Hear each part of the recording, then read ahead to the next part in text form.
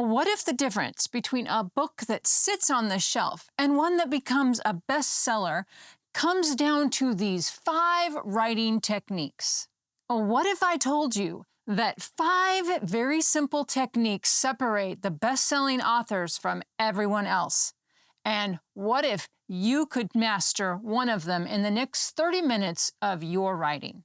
Today, I'm breaking down the writing styles of 5 very successful authors. And more importantly, I'm going to show you how you can use their secrets in your own writing. Before I dig into this, I want you to think about the last book that you read that you couldn't put down. What was it about that story that had you glued to the pages? It wasn't just the story, it was how the author told the story. You have a purpose and your story has a purpose, and I'm here to help you write your story and change the world one life at a time. The first one is one of my favorites. It's Suzanne Collins, and she has this technique of immediate immersion. And so we've all been there where we're looking at that blank page and we're going, where do we start? Do we give setting? Do we give backstory? How much do we give? And so Suzanne Collins solved this with something that I call first-person urgency.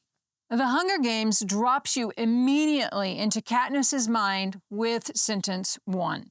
Collins doesn't waste her time with backstory. She immediately throws you into Katniss's emotional state and her intense situation. The opening line from The Hunger Games is, "When I wake up, the other side of the bed is cold." Instead of starting out with backstory about District 12 or the Capitol, it immediately starts you off with Katniss's immediate concern, and that concern is that her sister's missing. She uses present tense and sensory details like the cold bed and the texture and rough mattress, and this creates an immediate tension. Here's how you use this. Start off your chapters in the middle of action or emotion, not with setting descriptions. Your first sentence should make the reader feel something: fear, tension, curiosity.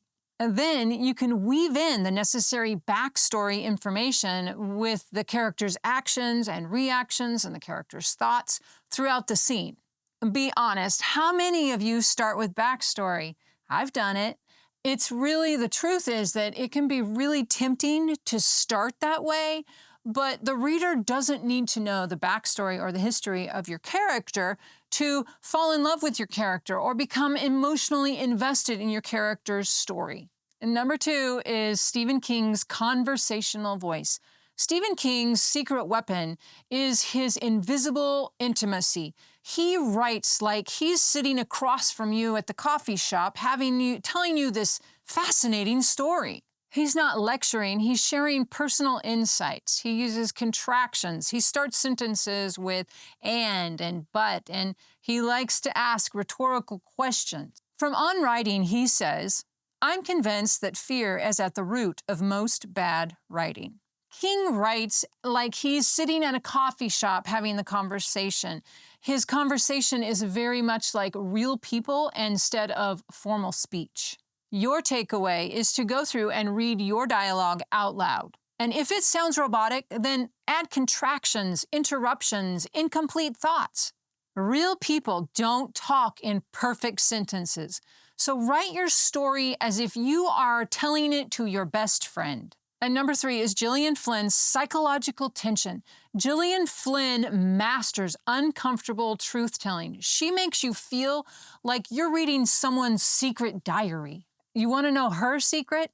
She gives her characters permission to think those thoughts that most of us have, but we wouldn't want to admit it. A perfect example of this is from Gone Girl.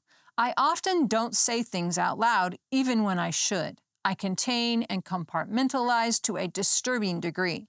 In my belly basement are hundreds of bottles of rage, despair, fear, and you'd never guess from looking at me. Amy's thoughts in Gone Girl are a doozy, and Gillian gives her characters permission to have those brutally honest thoughts that most of us would never admit to having, but these thoughts are things that make the reader squirm, but I can't stop reading. Use this technique. Give your characters one thought for every chapter that they would never say out loud, something petty, jealous, or brutally honest. This creates psychological realism because most people have messy internal lives. And number 4 is John Grisham's momentum building. John Grisham uses what I call escalating stakes. So each chapter ends with a bigger problem than what it started with. He never lets the tension drop. He layers in complications. Let's look at a pattern from The Firm. Chapters consistently end with escalating threats. Each problem ends up adding 2 problems. The protagonist discovers corruption, which then reveals that they're being watched, and then, oh no, someone gets murdered, and then they discover, oh no, the phones are being tapped. Grisham never lets the tension drop. He layers in complications which force the reader to keep turning pages. Here's your formula. At the end of each chapter, ask this question: what is the worst thing that could happen next? And then make it happen.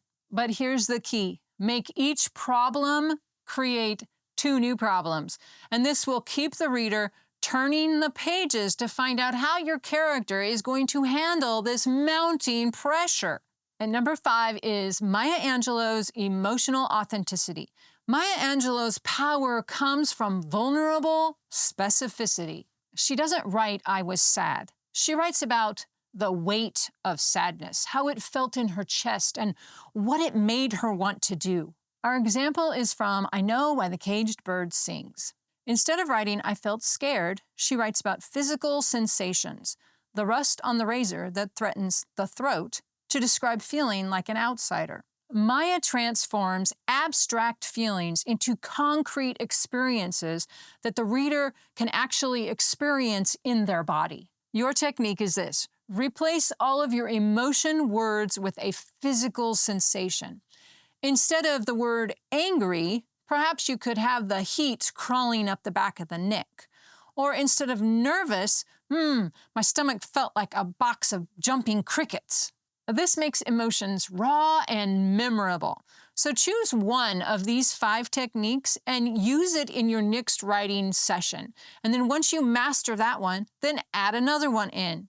And I would love to hear from you in the comments which one of these 5 writing techniques resonates the most with your writing style.